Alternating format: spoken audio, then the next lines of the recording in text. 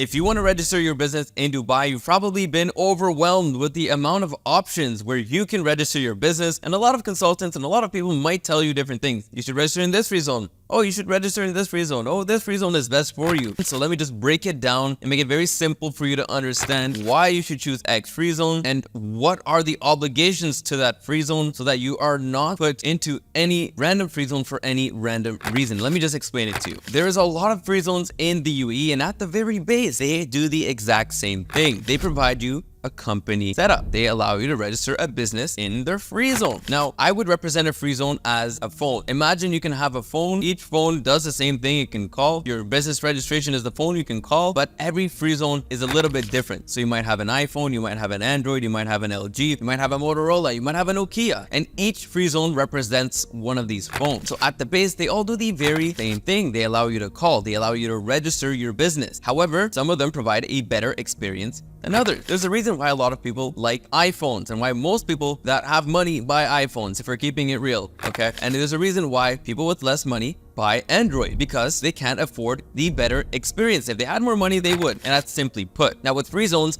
the same thing happens here. There's gonna be some free zones that are a lot cheaper. There's going to be a lot of free zones that are a lot more expensive. But at the end of the day, they provide the same thing. But the difference is you're paying for the service, convenience, the quality of that free zone, the quality of the transparency with that free zone in the future. If there's ever any issues with your business and you need to make modifications, amendments, this is very important to keep in mind, because the cheap free zones might be cheap at first glance, but they might be more expensive in the future. You might have no problems right away, but in a year from now, when you need to make a change or anything, you might have some issues which could lead to more costs, hidden fees that you did not expect. I would also like to add one more really important thing is changing free zones is not a simple task at all. I actually think that it is the dumbest thing that anyone can even tell you. I've heard some people say, oh yes, but the free zone told me I can set up my business in X free zone, and if I wanted to change it in the future, that's not a problem. I can just go ahead and do it. That is not the case at all. If you wanted to do that, you would have to first shut down that company and pay a big fee to shut that down because you wanted to change free zones, and then you would have to re-register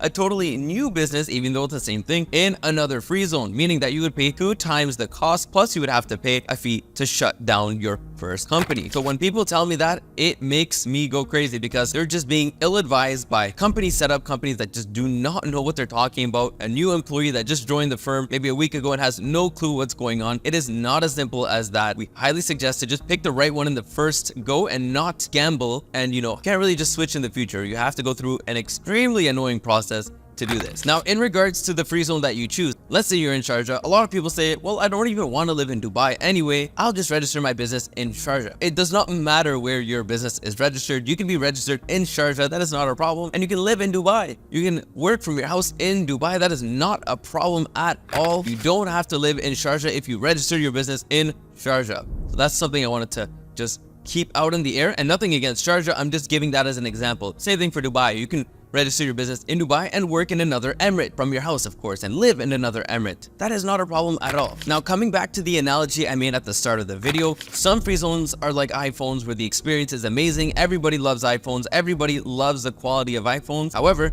some people still buy the Motorola. So what is the difference really? The difference is the process timeline could be totally different. With one free zone, you could get your residency done in probably about 1 week, 2 weeks. With another free zone, it could be a totally different process. Your company formation process could even take months with some free zones. Some of them just flat out rejecting you. Some of them taking too much time and asking too many questions, asking for too much documentation. That is a problem.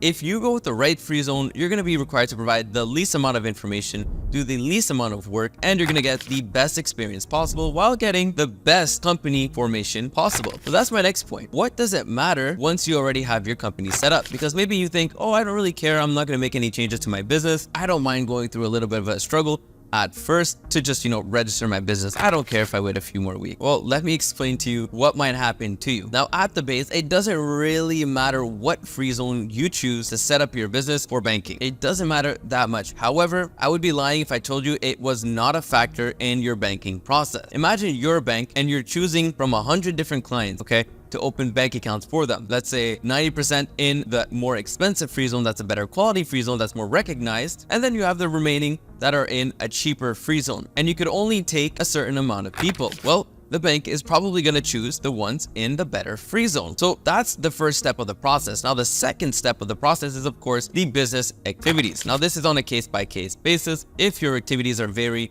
risky for the bank to take you on as a client, this will most definitely impact your situation. So that's very important to keep in mind too. But at the base, I will say that the free zone you are in does definitely matter, because the banks will most definitely look at your documents, see where you chose to register your business, and then make a determination in regards to that. Because in reality, if you are a serious business person, you are not going to cheap out just a little bit of money just to be in a cheaper free zone.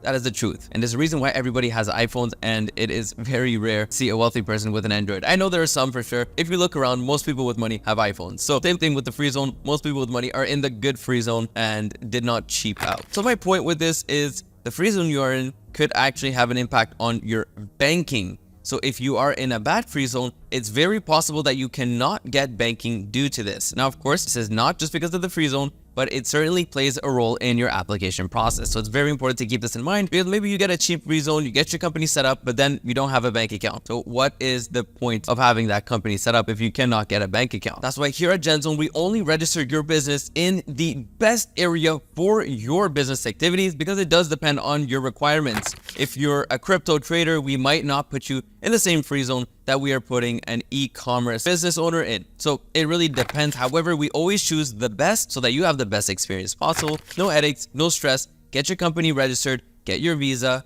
get your banking, and you can be fully operational after that, so that you don't have any stress, any headaches, you don't miss out any future payments, and you can just get started without having any problems, because problems do happen a lot. We are in this industry, we've set up hundreds of companies, and we know exactly what happens to the people that cheap out. So if you're definitely one person that wants to cheap out, then just please expect the results to not be the same. But of course, here at GenZone, we go through a VIP process so that you don't have any issues. You get your company registered, and of course, we help you along the way with many other things like accounting, getting tax certificates, and many more things like finding rentals, buying real estate, and again, many more things. We are a full service here at GenZone. So if you want to set up your business here in Dubai, book a call with us down below, and we will see you on that call.